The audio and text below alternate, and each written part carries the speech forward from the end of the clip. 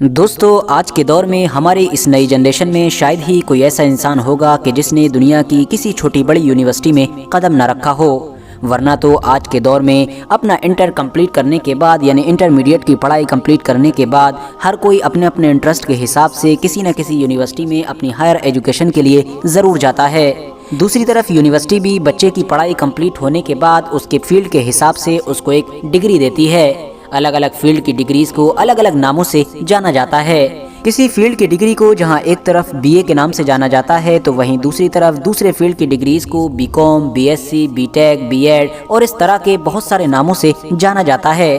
مگر دوستو، کیا آپ لوگوں نے کبھی یہ سوچنے کی کوشش کی کہ آخر آج کے دور میں ہم جس سسٹم کے حساب سے یونیورسٹی میں پڑھتے ہیں، یونیورسٹی جس طرح سے الگ الگ فیلڈ کے کورسز کے الگ الگ نام رکھتی ہے، ان کے بعد الگ الگ طرح کے ناموں کی ڈگری دیتی ہے، تو آخر یہ سارا کانسیپٹ آیا کہاں سے؟ اس طرح سے ایک انٹرسٹنگ وے میں پڑھائی کروانے کا یہ رواج شروع کس نے کیا تھا؟ یہ ڈگری کی پرتھا کہاں سے شروع ہوئی؟ یہ کورسز کہاں سے بننا شروع ہوئے؟ کس نے شروع کیے تھے اور آخر کب سے شروع کیے تھے؟ تو دوستو، آپ کو جان کر حیرانی ہوگی کہ یہ سب کچھ شروع ہوا تھا موروکو میں موجود اس یونیورسٹی سے کہ جس کو اس وقت ہماری دنیا میں موجود سبھی یونیورسٹیز میں سے سب سے پرانی یونیورسٹی کے طور پر جانا جاتا ہے۔ نہ صرف سب سے پرانی بلکہ سب سے پہلی یونیورسٹی کے طور پر بھی یاد کیا جاتا ہے۔ یہ ایک ایسی یونیورسٹی ہے کہ جس نے دنیا کو صرف یونیورسٹی کا ہی کانسیپٹ نہیں دیا، بلکہ اس کے علاوہ جو یونیورسٹی کے ساتھ آج کے دور میں ہاسٹل موجود ہوتے ہیں جہاں پر باقاعدہ دور سے بچے آ کر رہتے ہیں اور پڑھائی کرتے ہیں، ان ہاسٹلز کا کانسیپٹ بھی اسی یونیورسٹی سے شروع ہوا تھا۔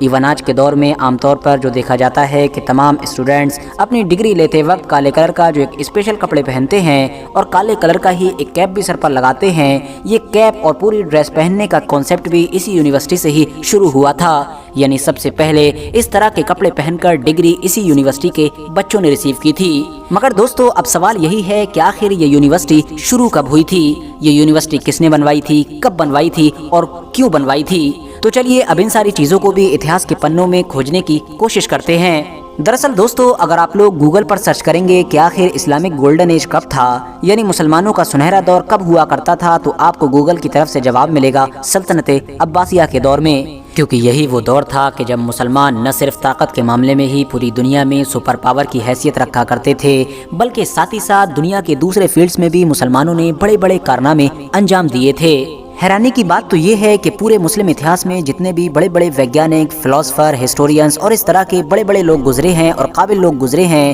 ان میں سے زیادہ تر لوگوں کا تعلق اسی دور سے تھا، بلکہ یہ کہیے کہ 60 سے 70% لوگ اسی دور میں ہی گزرے تھے۔ اور اسی دور میں ہی موروکو کی اس یونیورسٹی کی استھاپنا بھی ہوئی تھی کہ جس یونیورسٹی کو آج کے دور میں یونیورسٹی آف القروین کے نام سے جانا جاتا ہے۔ ایک ایسی یونیورسٹی کہ جو یونیسکو اور Guinness book of world record کے مطابق اس وقت ہماری دنیا میں موجود سبھی یونیورسٹیز میں سے سب سے پرانی یونیورسٹی ہے، یعنی کہ سب سے پہلی یونیورسٹی۔ اتنا ہی نہیں، ان دونوں کے ہی مطابق اسی یونیورسٹی نے ہی ہماری دنیا میں ڈگری دینے کا سب سے پہلے چلن بھی شروع کیا تھا۔ اور حیرانی کی بات تو یہ ہے کہ اس یونیورسٹی کی استھاپنا کرنے والا یعنی اس یونیورسٹی کو اسٹیبلش کرنے والا کوئی مرد نہیں تھا، بلکہ وہ تو ایک مسلم عورت تھی، ایک ایسی مسلم عورت کہ جن کا نام اتہاسکاروں کی طرف سے فاطمہ الفہری بتایا جاتا ہے۔ RH نیٹورک کے نالجبل فرینڈز، یہ بات ہے آج سے لگ بھگ 1200 سال سے بھی زیادہ پرانی، یعنی 9ویں صدی کے بالکل شروع میں آج کے دور کے ٹیونیشیا کے علاقے میں الفہری نام کے ایک بزنس مین رہا کرتے تھے، ایک ایسے تاجر کہ جن کی 2 بیٹیاں بھی ہوا کرتی تھیں۔ الفہری کی ان 2 بیٹیوں میں سے ایک کا نام تو مریم تھا، جبکہ دوسری بیٹی کا نام فاطمہ تھا۔ اب کیونکہ دوستو اس دور میں موروکو کا فاس شہر اپنی خوشحالی اور امیری کے لیے پوری دنیا میں حد سے زیادہ مشہور تھا، یعنی اس دور میں موروکو کے فاس شہر کی گنتی دنیا کے سب سے امیر اور سب سے خوشحال شہروں کے ساتھ کی جاتی تھی۔ اسی لیے الفہری نام کے یہ تاجر اپنے بزنس کے پرپس سے ہی اپنے علاقے یعنی اپنے آبائی وطن ٹیونیشیا کو چھوڑ کر فاس کی طرف ہجرت کر گئے، اپنے ساتھ اپنی دونوں بیٹیوں کو بھی لے گئے۔ مگر فاس شہر پہنچ کر ان لوگوں نے ابھی کچھ ہی وقت گزارا تھا کہ اچانک سے ایک دن الفہری نام کے اس تاجر کی موت ہو گئی۔ پیچھے بچی ان کی 2 بیٹیاں۔ ان 2 بیٹیوں کو وراثت میں اپنے باپ کا چھوڑا ہوا بہت مال ملا تھا۔ اس کے علاوہ یہ دونوں بیٹیاں قابل اور حد سے زیادہ پڑھی لکھی بھی تھیں، اسی لیے انہوں نے اپنے باپ سے وراثت میں ملنے والے مال کو صحیح جگہ پر استعمال کرنے کا فیصلہ کیا، اور اس طرح سے 859 عیسوی میں وجود میں آیا ایک ایسا ایجوکیشنل انسٹیٹیوٹ کہ جس کو آج کے دور کے حساب سے ہماری دنیا کی سب سے پہلی یونیورسٹی مانا جاتا ہے، क्योंकि आज के दौर की यूनिवर्सिटी जो सारा कॉन्सेप्ट रखती हैं वो सारा इस यूनिवर्सिटी से ही शुरू हुआ था। फातिमा अल फहरी ने जब इस यूनिवर्सिटी की बुनियाद रखी थी तो उन्होंने इसका नाम जामियातुल क़रवीन रखा था। वो इसलिए क्योंकि वो इस एजुकेशनल इंस्टीट्यूट का नाम अपने उस आबाई वतन के नाम पर रखना चाहती थी जहाँ पर वो पैदा हुई थी और पली बड़ी थी। हालांकि दोस्तों, इस एजुकेशनल इंस्टीट्यूट के बिल्कुल बराबर ही में फातिमा अल फहरी ने एक मस्जिद की भी बुनियाद रखी थी। इस यूनिवर्सिटी के साथ साथ वो मस्जिद भी आज तक यहीं पर मौजूद है। दोस्तों, इंटरेस्टिंगली मोरक्को में मौजूद ये हमारी दुनिया की इकलौती ऐसी यूनिवर्सिटी है कि जो पिछले 1200 साल से लगातार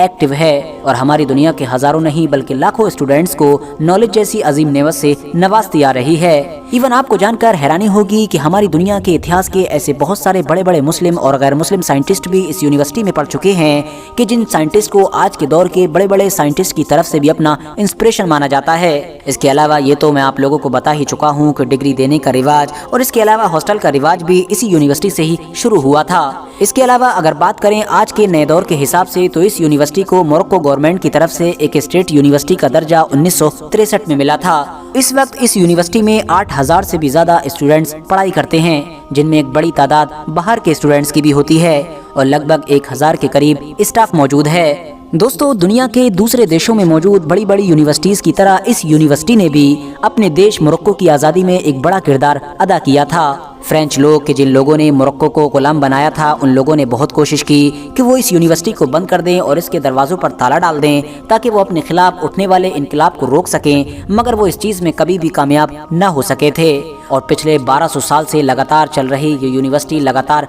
कायम रही थी। दोस्तों, आज के दौर में ग्रेजुएशन कंप्लीट करने के बाद लोग डिग्री लेते वक्त जो गाउन पहनते हैं यानी ब्लैक कलर के स्पेशल कपड़े, वो भी दरअसल इसी यूनिवर्सिटी से ही शुरू किए गए थे। और ये कपड़े अगर आप लोग ध्यान से देखेंगे तो आपको वैसे ही महसूस हो जाएगा कि दरअसल ये अरबिक कल्चर से इंस्पायर हैं, क्योंकि अरबिक कल्चर में इसी तरह के कपड़े पहने जाते हैं, मगर हाँ, इनका कलर अलग होता है। फिलहाल दोस्तों, आज की अपनी वीडियो को हम यहीं पर ख़त्म करते हैं। वीडियो पसंद आने पर न सिर्फ वीडियो को लाइक करें बल्कि अपने फ्रेंड्स के साथ भी ज़रूर शेयर करें और इसी तरह की नॉलेजेबल और हिस्टोरिकल वीडियोस हमेशा देखने के लिए हमारे इस चैनल को सब्सक्राइब करके साथ ही में बेल आइकन को भी प्रेस कर दें।